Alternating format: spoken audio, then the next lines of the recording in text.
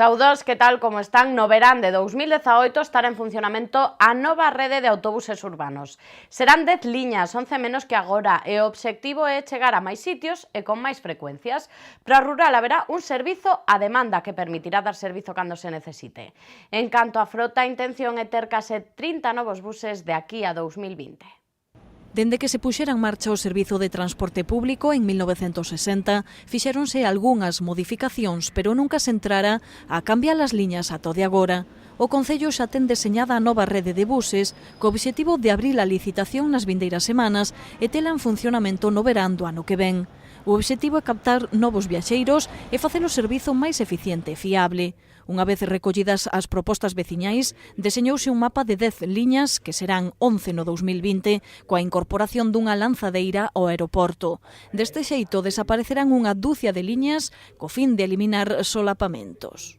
Buscamos, sobre todo, eliminar os solapes, de tal forma que haxa unha distribución xeográfica eliminada e que non pasen varias liñas continuamente sobre un mismo trazado, que eso se reduza o máximo posible. Haberá puntos como o entorno da Praza de Abastos, Virxe da Cerca, que todas as liñas pasarán por aí, pero non como na actualidade que varias liñas solapaban o seu percorrido en un gran tramo e era unha cuestión ineficiente porque pasaba un mismo autobús facendo o mismo recorrido, polo tanto, o que facemos é, despois de todo ese estudio, eliminar esos solapes. E aínda que sexan menos liñas, o obxectivo é aumentar as frecuencias para que a media de espera nas liñas principais sexa de media de 10 minutos. Non hai ningunha sola das zonas nas que agora chega o transporte urbano que deixe de telo e o que facemos é mellorar frecuencias con moita claridade. Pasamos de frecuencias que antes iban entre os 16 minutos e unha hora ou máis a modelos nos que as tres liñas troncais terán unha frecuencia en hora punta de aproximadamente entre 10 e 12 minutos. Teremos as liñas circulares con frecuencia entre 20 e 30 minutos, dúas delas, ademais, con autobús en cada unha das direccións, polo tanto, a frecuencia de paso desas liñas será de aproximadamente 10 minutos nunha dirección ou na outra. De xeito paralelo, porase en marcha un sistema de transporte a demanda no rural. Ese novo modelo parte de ter 5 áreas, 3 na zona norte, están definidas nese plano, unha na zona oeste e outra na zona surleste. Con este recorrido de transporte a demanda, en todas as parroquias haberá un servizo. Este transporte a demanda, tal e como se explicou, funcionará tendo unha serie de horarios precisados a diario, entre 5 e 6 por cada un dos ámbitos, e que en función de se hai demanda ou non hai demanda, prestarase ese servizo. Unha das condicións do contrato é incorporar unha vintena de buses co inicio do novo servizo, que aumentaría a 30 en 2020. Na liña circular que bordeará o casco histórico será obrigatorio ter buses híbridos. O PSOE xa alertara sobre a situación das pistas de tenis e pádel de Sar que están funcionando sen contrato e agora ven de denunciar a situación en xeral que se vive co multiusos Fontes do Sar. Din os socialistas que a precariedade das instalacións está perxudicando o seu uso, incluso chegando a perderse grandes eventos na nosa cidade. As pistas de tenis e pádel levan 2 meses funcionando en precario, sen contrato.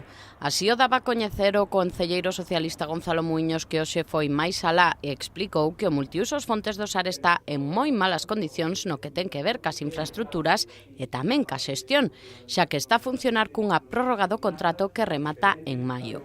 Así as cousas, o edil denuncia a perda de grandes actuacións polas malas condicións deste importante recinto deportivo. Por culpa desa precariedade que hai, pois hai unha previsión de concertos para o vindeiro ano 2018 e se está esperando contestación. Polo medio que quedou? Pois quedou un concerto de Mark Knopfler que non se pudo celebrar porque ainda está esperando a xerencia de instalación o ok definitivo por parte da Concelleira de Festas. Houve a oportunidade de ter aquí o Circo do Sol, non se pudo ter por culpa desta precariedade.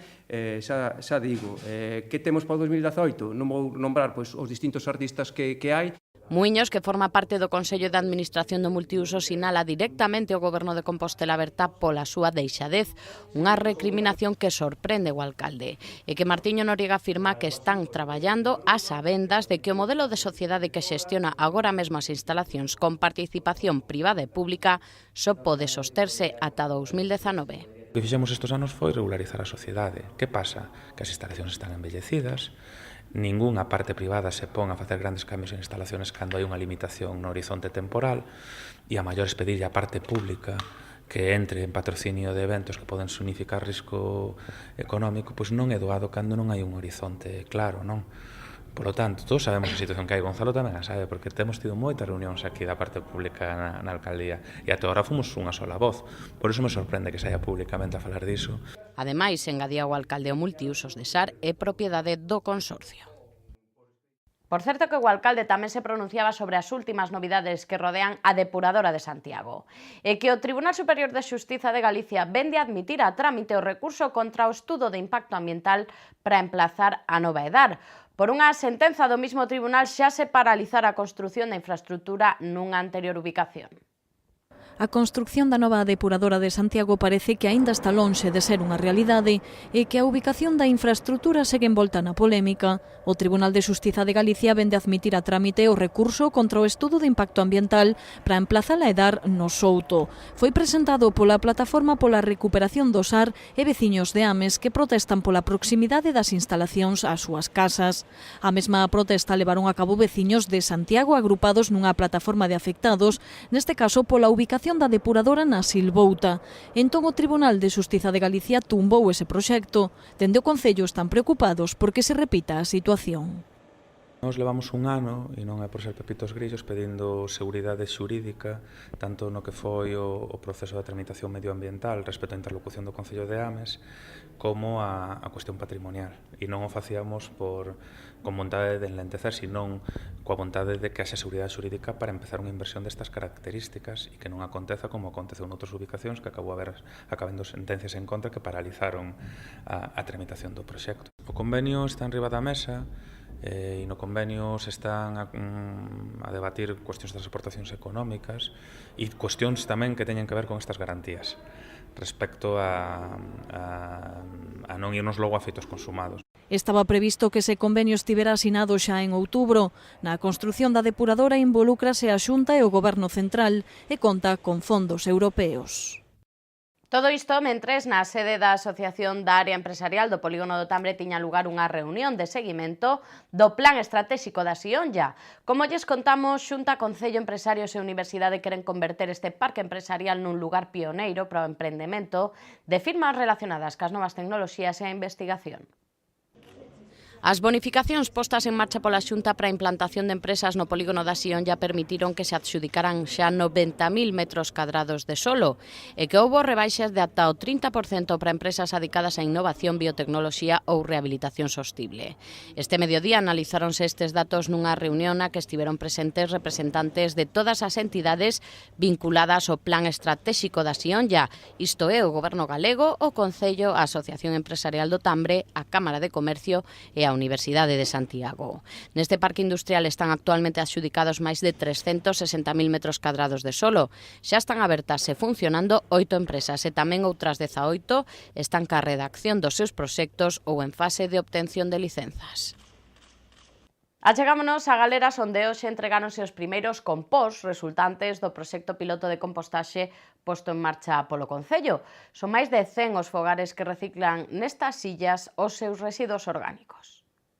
O concelleiro de Medio Ambiente, Xanduro, achegouse esta mañá á illa de compostaxe de Galeras para participar na primeira entrega de compós aos veciños que ao longo dos últimos 6 meses deixaron ali os seus residuos orgánicos. Foron un total de 16 familias do barrio que se suman a medio cento de fogares que fan o propio en Santa Marta e Salgueiriños. Este proxecto, no caso de Galeras, participan 16 familias que xestionan os seus residuos orgánicos a través destas illas de compostaxe. En total, no conxunto da cidade, temos a 116 familias. E bueno, decir públicamente que estamos enormemente satisfeitos. E para amosar que os veciños fixeron ben a súa parte do traballo, só hai que coñecer as analíticas do compost.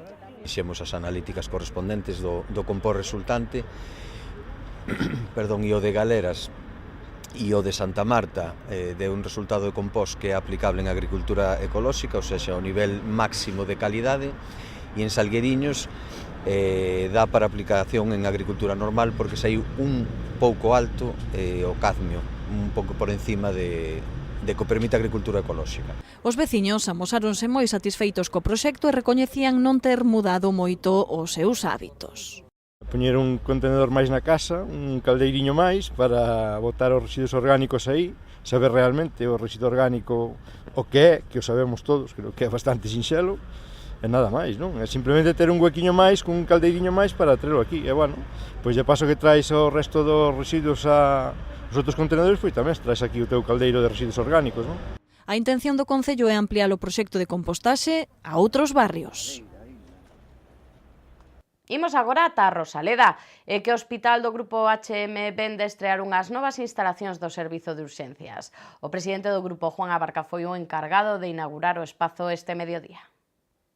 O presidente de HM Hospitales, Juan Abarca, inaugurou este martes as novas instalacións de urxencias do Hospital HM Rosaleda. Abarca estivo acompañado de membros da dirección do grupo en Galicia e destacados representantes da comunidade médica. O novo servizo dá así un salto cualitativo na atención, cunhas instalacións amplas, cómodas e modernas. Este martes presentouse ademais o obradoiro titulado Autocoñecemento para o Cambio. Trátase dun curso para homes que ten como obxectivo cambiar a perspectiva dos participantes respecto ao rol de xénero. Esta actividade, marcada na celebración do Día Internacional contra a Violencia de Xénero, vaise celebrar no Matadoiro Compostela.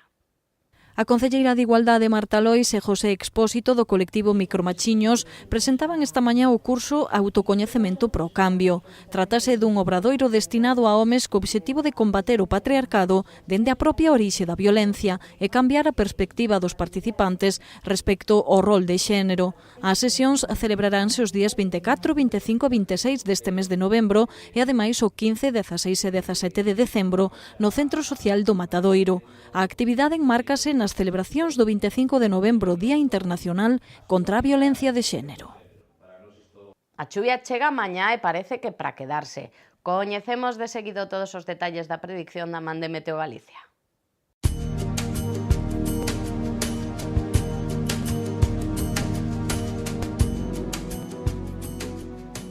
O mércores en Galicia os ceos estarán máis anubrados na metade oeste, pouco anubrados ou despexados no leste. As temperaturas mínimas experimentarán un moderado ascenso, mentres que as máximas quedarán sen cambios.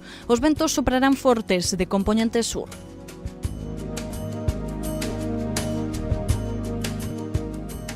Os xoves agárdanse ceos anubrados con chuvias que serán máis frecuentes no oeste e sur da comunidade. As temperaturas mínimas experimentarán un moderado ascenso e as máximas quedarán sen cambios significativos. O vento soprará forte de compoñente sur.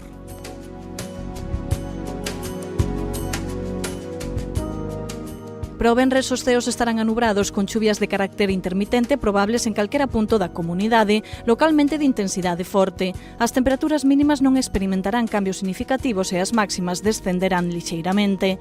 O vento soprará moderado de compoñente sur.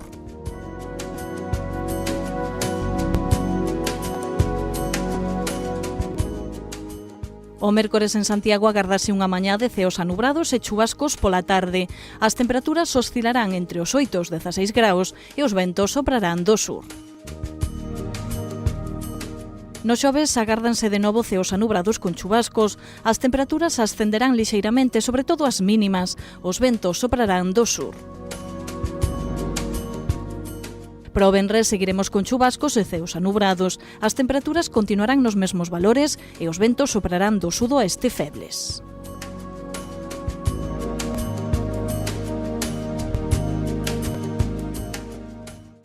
Imos rematando e facémolo mirando a nosa axenda cultural na que lles achegamos algunhas actividades para o seu tempo de lecer.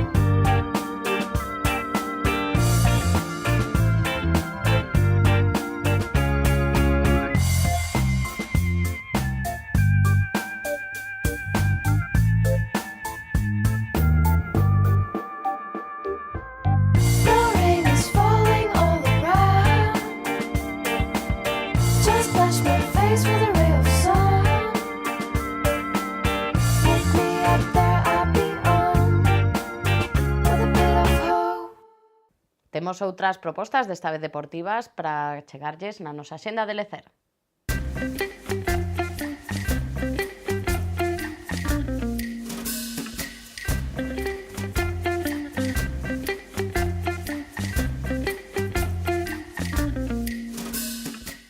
Isto foi todo pola nosa parte, agora toca tempo de entrevistas en Correo Televisión co Preguntoiro. Hoxe, Silvia Castiñeiras recibe no noso plató o abogado José Antonio Montero.